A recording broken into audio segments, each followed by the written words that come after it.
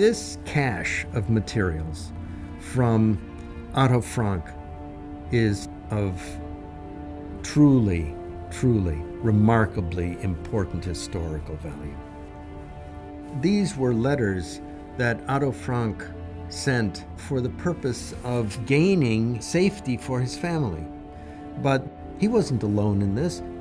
He was among all of the other millions of people who were sending letters to the American government to be allowed in. The very first letter was a letter from Otto Frank to Nathan Strauss, and he wants him to know that the conditions are so bad that he's turning to him for help.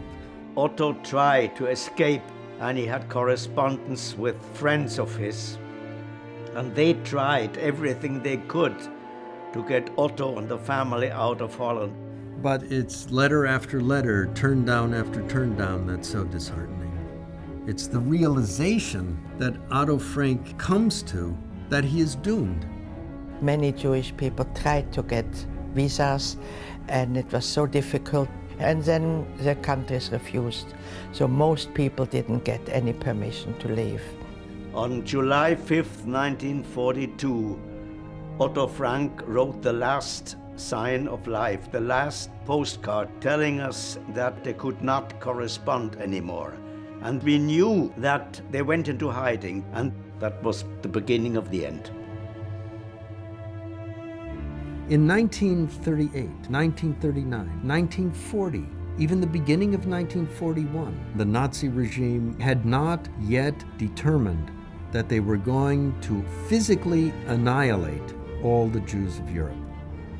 These are the years in which many of these letters are being written.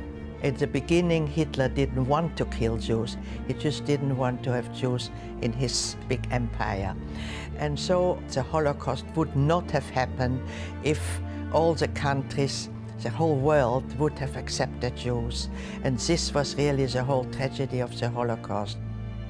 And so the lesson I take away from all of this is that our obligation is not simply to never forget. It is to try to create the conditions, the social, economic, political conditions in which such things cannot happen. And this is why it is so important to educate young people, because they will be our future, how dangerous the period was.